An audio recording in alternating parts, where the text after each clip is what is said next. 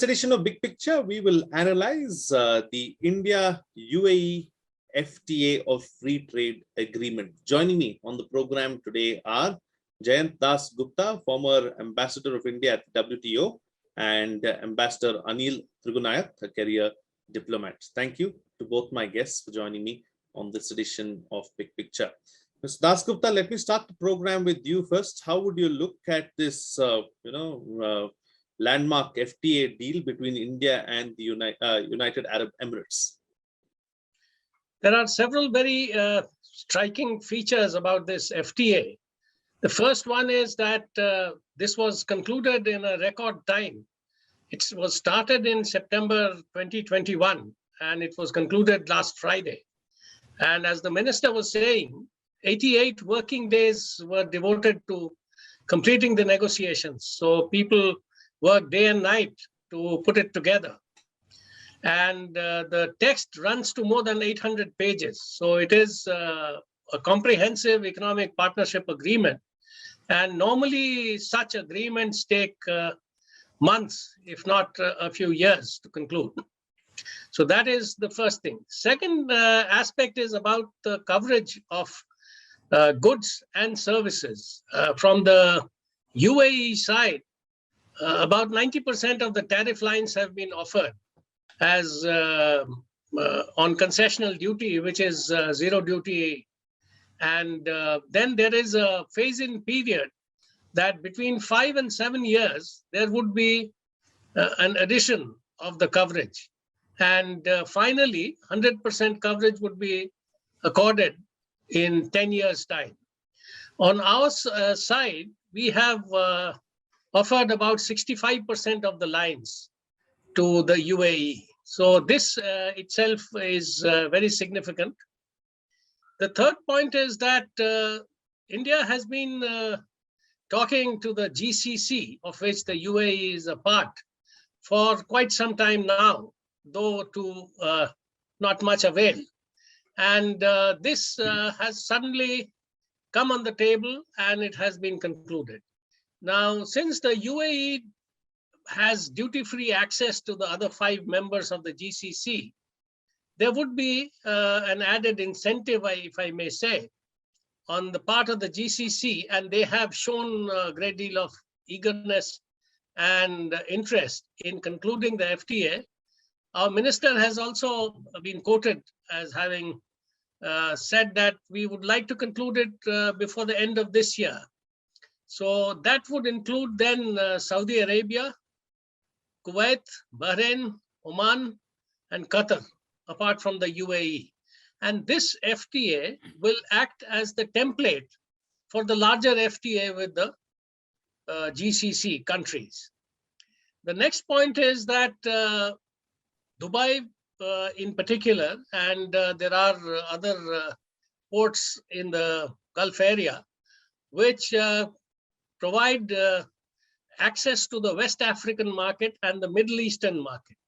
So our exports to all these countries will get a fillip once this FTA comes into operation, which is likely to happen in April or May. That is another 2 months from now or so. Absolutely. So these are all things which will be to the good. As far as specific sectors are concerned, we have got zero duty access in textiles, leather, gems and jewelry is very significant because there was a duty of 5% and we have got zero duty access. And finally, though there are very many sectors on which there would be, in which we will get the benefits, like engineering products.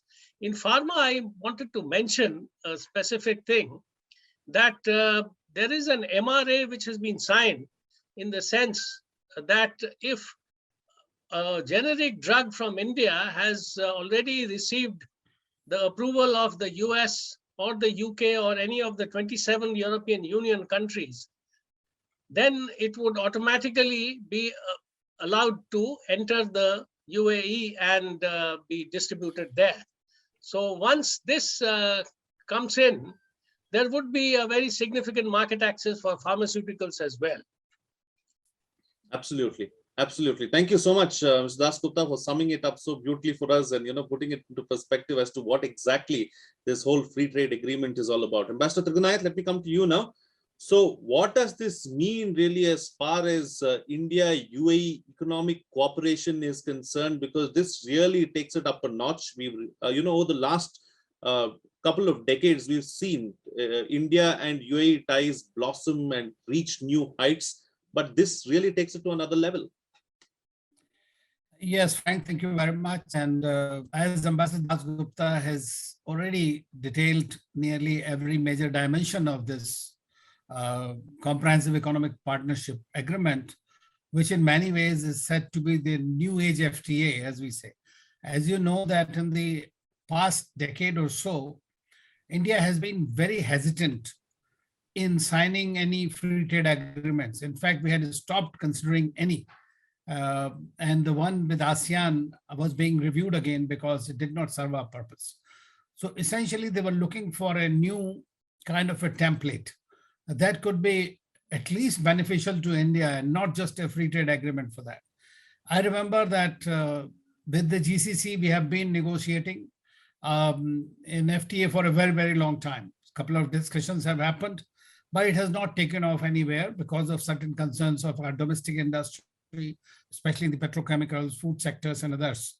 So what we have achieved here is really an amazing thing, which also shows the way our relationship with UAE has in particular moved forward. As you rightly mentioned, in the last few years, it has really grown from a buyer-seller relationship or a transactional relationship to a truly strategic partnership. That is something which is a given. UAE happens to be our second or third largest trading partner in the last decade or so. In fact, in 2008, when I was Joint Secretary Gulf, UAE became the second largest trading partner of India. Today, it is the third largest after China and USA. So it is natural that this kind of a confidence, and moreover, the relationship that has become a strategic partnership. And as you know, we are participating in Expo 2020 in a very big way. Prime Minister Modi's first visit this year to any foreign country was supposed to be UAE and to Kuwait thereafter, which was postponed due to the Omicron virus prevalence. So I believe that there are new things. Secondly, it is also, you have to see in the context of the West Asian Quad, as we say, that is between USA, UAE, Israel, and India. All three of those countries are India's strategic partners. And with all three of them, India has been discussing the FTA. The next could be perhaps with Israel in a very short time when Naftali Bennett visits India. So I think that now that we are looking at the countries which are important from our perspective, which are strategically important in every which way possible. And you know that so many agreements we have signed with this country, with the UAE, and it has emerged, has its own, started with the zero problem policy in the political front and a very aggressive posturing in the economic dimension.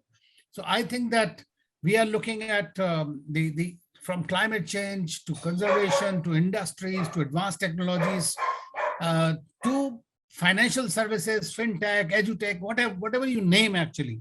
So our relationship, more than 38,000 Indian companies exist in UAE today. It hosts the largest Indian diaspora with 3.5 million people. So in the 50 years of our relationship, I think that this was a fitting tribute to it. And it is a game changer in many ways. And many of the things Ambassador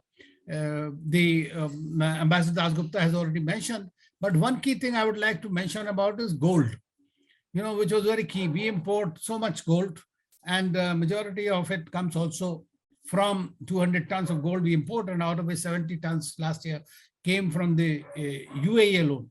So that the duty has been reduced by India, and the jewelry duty on jewelry exports from India has been, so it is a mutually sustaining and finding the kind of I would say synergies between the two sides that have been taken on board in this whether it is the digital sector, whether it is services sector, and therefore the targets that they have, trade targets that have been thought of are essentially about $100 billion from $60 billion in 5 years, which is a big deal actually, and which is achievable.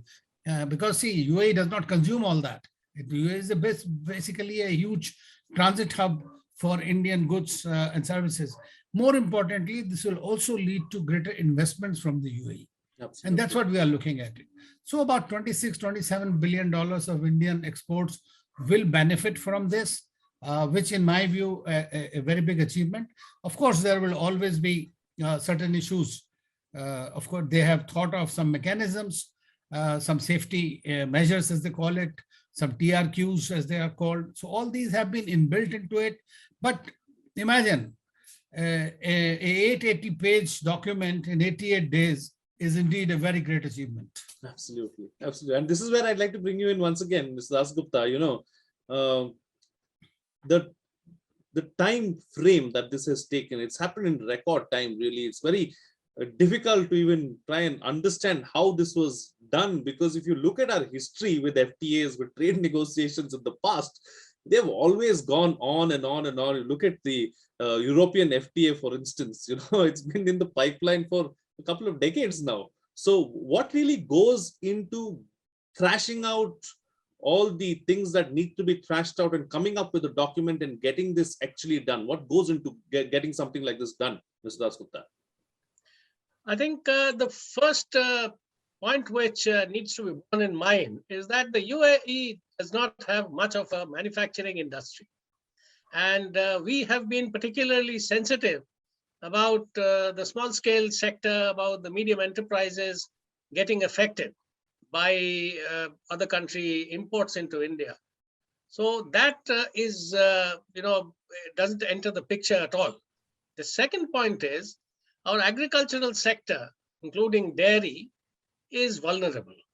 For instance, if we had to enter, or we ever enter into an FTA with Australia and New Zealand, it would have to be protected to a certain extent. So the UAE doesn't have any of those you know, issues with us. The third thing is that there are complementarities. You know, if there were competing industries in the two countries, and there were this overhang of subsidies, for instance, which we have with countries like the European Union also. The Americans, for instance, though we haven't entered into negotiations with them, but agricultural subsidies, they can distort the market. And then if you give market access, it is basically subsidized goods which will come and flood your market. That was one of the reasons why India found itself unable to go ahead with the RCEP negotiations, because China was there and because of its hidden subsidies, which are huge in quantum.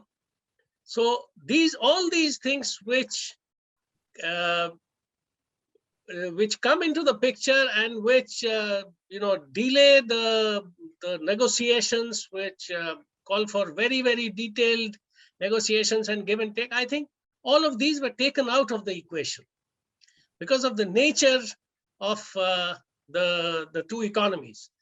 The third thing is that, as Ambassador TRIGUNAYAT has mentioned, out of 800 tons of gold that we import annually on an average, it varies between 750 and let's say 900 tons.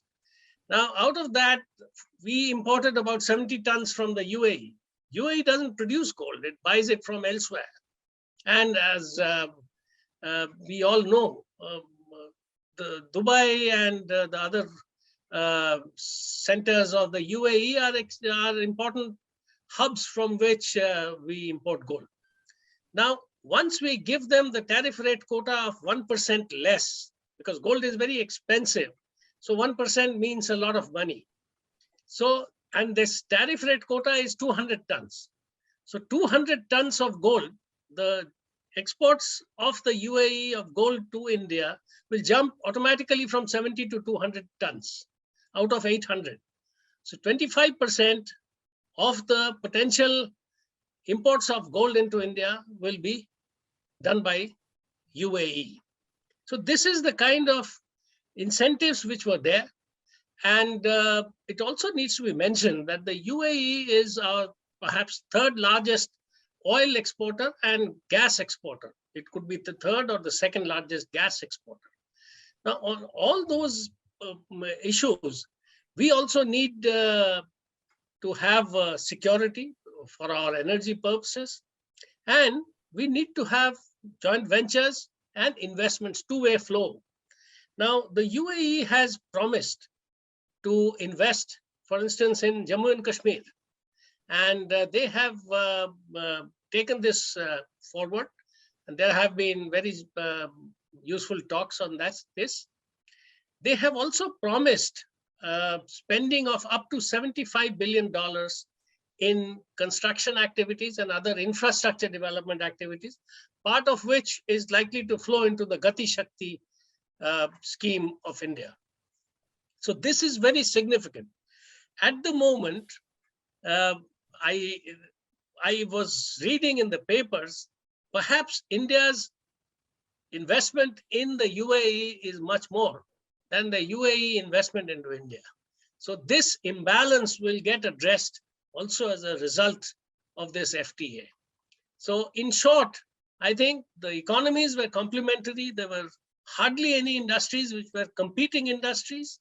And then I'm sure when the Gulf, as Ambassador TRIGUNAYAT has mentioned, when we were talking with the Gulf Cooperation Council about a prospective FTA, the UAE must have been doing its homework, and it would have decided which were the areas on which it would open up. 90% of tariff lines is not a small thing. It's a huge, huge thing. And they would have done their homework. They had the time to do it. So once the negotiation started, I think it was on the fast track from then onwards. Absolutely. Ambassador TRIGUNAYAT, let me come back to you and go back to a point that Mr. DASGUPTA was making in his opening remark. Does this now open the door for us to try and get similar or work out similar kind of FTAs with other GCC countries and take that further to Africa? Because, there's a lot of connection there between West Asia and Africa as well. Well, you're right, absolutely. I have been in favor of these free trade agreements and we need to work from the beginning itself. We should not sign just for the heck of it, because like ASEAN is a very typical example of it, where it did not serve your purpose and you ended up losing more than you could even gain in terms of market access.